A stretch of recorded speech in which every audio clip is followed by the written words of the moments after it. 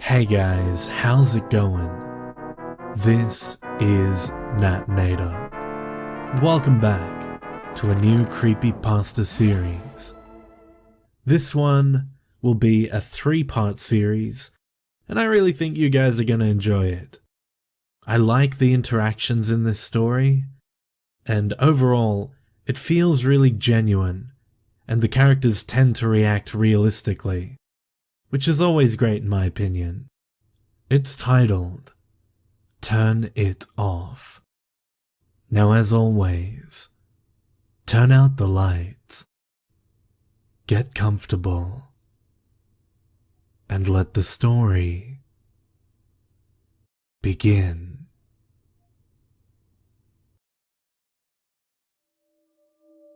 I rested my arms behind my head, skim reading the credits of a movie I'd just watched. After seeing them through about halfway, I lifted myself from the sofa and walked to the kitchen, stretching my arms out above me. I opened the fridge door and found a full carton of juice, so I sat down on the kitchen counter by the window, cracked open the lid, and took several long, noisy gulps. When I couldn't drink anymore, I gasped to let in new air and wiped my mouth on the back of my hand. My evenings were uneventful around this time in summer. It was 9:15 p.m. on a Saturday in July. School was out for the holidays, and my parents had gone to visit my aunt and uncle who lived by the coast. They would still be gone for 2 more weeks. I declined the invitation to join them. I didn't dislike the place or my relatives, but we usually stayed there so long that I'd miss most of summer break, and I'd truthfully rather spend it with my friends in town. I was a good kid who knew how to wash clothes and use an oven, and generally not be an idiot, so they let me stay at the house, so long as I kept it clean. As I sat, I looked out into the garden to check for anything scary in the dark.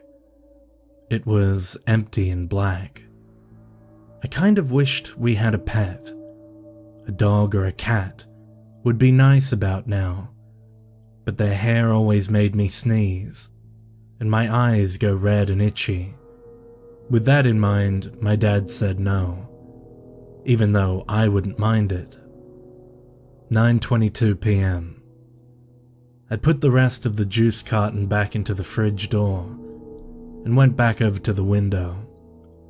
Hoisting myself onto the counter again, I glanced out to the garden and identified the shadows, one by one, to make sure everything was in its place. The bushes were their usual shape. 2 small trees stood together by the back fence, and a metal table with 4 chairs sat casually on the patio. I like to check these things, which is largely why I wasn't scared of the dark. I would always get up to investigate small noises in the night, and I hated sleeping with my face to the wall. If someone was in my room at night, I'd rather know about it, so at least there was the faintest chance of getting away somehow. This meant that my worries were quickly put to rest, as I either found nothing downstairs but the radiator popping with the heat, or I opened my eyes to see an empty bedroom. Not knowing what could be making the odd noises coming from the kitchen, or on the stairs, or in my room, is what makes my skin creep. 9:30 p.m. I got down from the counter and wandered back into the living room to turn off the TV, and decided to take the rest of the juice upstairs. I went back into the kitchen, opened the fridge door, and stopped. Turning my head to focus outside, I could see someone was standing in the garden. I shut the fridge door and turned off the light so they couldn't see me so easily, and moved slowly to lean on the kitchen counter to get a better look. All the doors were locked and all the neighbors were home. I took a moment to remind myself this. Still, my heart quickened a bit as I stood there, straining to see his or her shape in the darkness at the end of the garden. I had to keep glancing away to keep their fuzzy outline clear in my vision. They were standing very still and were a little thin, but that's all I could see.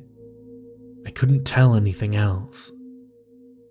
"Oh," I said aloud.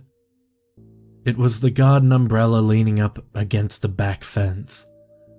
I forgot that we used it for barbecues. I smiled at myself, pleased that I didn't get too worked up, and went upstairs to my bedroom. I laid on the bed and propped my head up on a pillow, opening my laptop on my stomach to see if anybody was online. Apparently, someone else was bored and saw my name pop up. Hey, you okay?" "Yeah, bored. Are your parents still away?" "For a couple more weeks." "Why don't I come round?" I don't want to be rude, but I kinda can't be bothered to hang out tonight, lol. Thanks though." "I know what you mean. It's cool. What about tomorrow?" "Yeah, that sounds better." "Cool. I'll be round about 1. I got some family stuff to do in the morning." "Okay. Do you still have a tent, by the way? We can camp in the garden or something." "Oh, slumber party. I love you too, bro." Whatever, lol. "You got the tent though?" "Yeah, somewhere. Let me check. BRB." I got up from my bed and headed to check the cupboard under the stairs. I didn't know where the tent was, but it seemed a good place to start.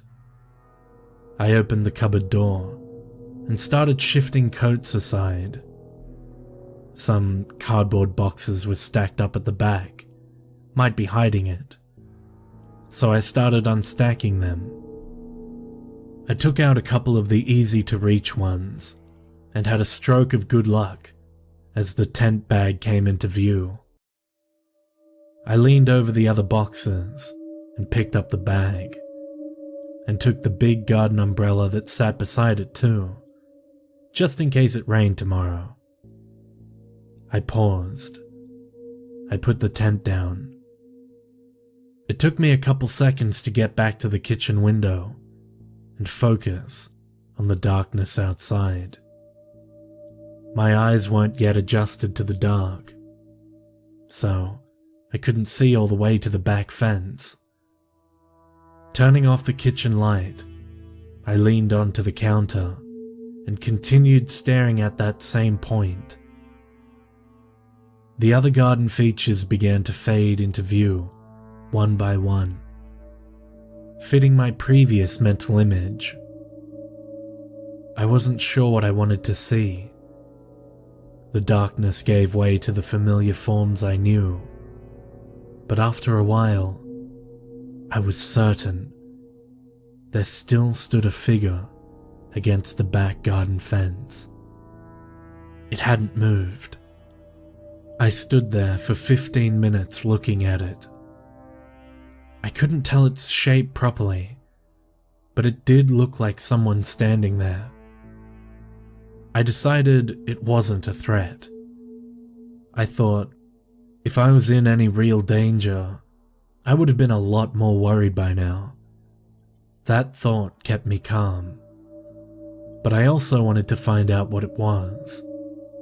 I couldn't stand there forever. I jogged upstairs, picked up my laptop, and brought it down with me to the counter. Could you come round now? Oh? Yeah. I think I can see something in my garden. What is it? An animal? No. It's tall. I thought it was an umbrella. And now you're sure it isn't? I don't know. I thought it was someone, but now I'm sure it's not a person. It just looks weird, and I don't think it was there before. Before when? I don't know. Earlier today, maybe? I can't remember. Are you scared? I'd feel better if someone else was here. Well, I did offer to come round, and I am bored. So, yeah? Yeah, I'll come soon. Cool, thanks. Use the front gate. I sat there, watching the black shape lean against the fence for another 10 minutes. Eventually, the doorbell rang. I opened it, and Chris ran in and bear hugged me. It's been too long, Chris mock cried. Yeah, must have been a whole day, I retorted, smiling. The torment, he replied, pretending to ignore me. Look, come over here, I said, pushing him off and walking to the kitchen. I switched off the light and pointed in the figure's direction. Look. Gimme a sec, said Chris. I can't see properly. A minute later he noticed. That black thing? Yeah. We both stood there for a while looking at it.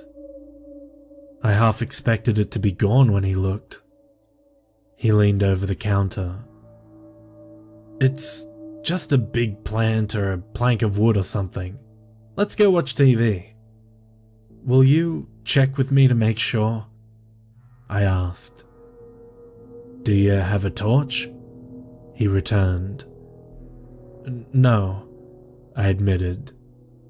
Well, we could check if we keep the kitchen light on and open the back door a little, he offered. I thought for a second and agreed. But we should stay right by the house. We slipped on our trainers and opened the back door. Stepping onto the patio, I felt the air was heavy and warm that night. Chris walked behind me. We stood very close to the door, peering at the back fence. Should we... I had just started to speak when he quickly stepped into the house again, still looking at the fence. What? I asked, following him in. I turned and realized that the figure was gone. It was obvious, from the light coming from the back door, that the fence and the rest of the garden was just as it always was. Where is it? Chris said. If it was leaning against the fence, it probably fell over into a bush or something. I tried to convince us both. We stared out for a few seconds longer and decided that we were too nervous to go and check. I don't usually give in to my night terrors, but now they were just beginning to click into my head. Can you stay over for the night? I asked Chris. Yeah, sure. It didn't sound like he really wanted to. He kept his eyes on the fence. We both went inside and locked the door before going up to my room. I got out a sleeping bag for Chris and drew the curtains without looking outside into the garden again. We talked about stupid stuff for a couple hours, to take our minds off the garden, and fell asleep. In the morning, I found Chris's sleeping bag empty. I called out to Chris, and he said he was downstairs, so I threw on a t-shirt and went down. "Sleep well?" I asked. "Yeah, pretty well, but I kept thinking about the garden and stuff." "Hey, did you find that tent?" he returned. Yeah," I answered, remembering the shape which I had forgotten about until now. "Well, I was thinking about the camping thing, and thought maybe we could bring the tent to my house. It would just make a change, you know?" I didn't have to ask him why. I wasn't too keen on staying in my garden after last night. Wait, last night? Come to think of it, the sun was up, and I wanted to check the garden whilst it wasn't pitch black. I asked Chris, and he hesitantly agreed. We put on our trainers and stepped out into the garden. I don't know what we were so worried about. It was bright and colourful. The plants and bushes around the edges of the garden smelled good, and there was a bird in one of the small trees singing out for its mate somewhere. We walked to the back fence to find nothing out of place, and looked over the bushes in front of the paneling to check if anything lay behind them. We found nothing. I walked around the edge of the whole garden once more, while Chris tried whistling to the bird. It cocked its head from side to side, trying to figure him out. It was a warm day, perfect for camping that evening, I decided. We talked as we filled a couple of rucksacks with sleeping bags and some food from the kitchen. We didn't want to set up a fire, so we packed some tinned hot dogs, bread, packet of tomatoes, and chocolate, as well as some bottles of water. "There's a forest just next to my house which is actually pretty good," Chris explained. "Our garden backs onto the edge of it. I stayed in a tent there once with my dad for my first little camping trip when I was like 7. I remember I was so excited at the time. I thought we were really roughing it, like some hardcore mountaineers." Chris laughed at himself. "If we get too cold or need more food, we can just go to my house. My parents are out, so we'll have free run of the place anyway." "Yours are away too?" I questioned. "It's their anniversary, so they're out for the night," he explained. "They're staying in a hotel the next town over. They'll be back in the morning. Apparently, leaving your kids behind was in fashion this summer." At about noon, we left my house with the 2 rucksacks, a sleeping bag for each of us, and the tent, and made our way to Chris's house. It was fairly close by, and a part of the same pleasant neighborhood. We talked and joked a lot, walking side by side, nodding and greeting a couple of familiar neighbors as we went by. It was a crazy nice day. The sun was almost too much. It was hot on our necks, and the trees by the sidewalk seemed to glow green from underneath as the sunlight passed through the leaves. A sprinkler offered us some water as we walked by one house, and it felt good on my hot arms. I was already sweating by the time we got to Chris's place. We hadn't been walking for more than 20 minutes. We didn't go inside his house immediately because it was so hot. So we went straight to his garden and dumped our bags in the shade. He wasn't joking. The gate of his garden backed straight onto an impressive forest. Very tall, thin trees stood high above the house and continued as far as I could see.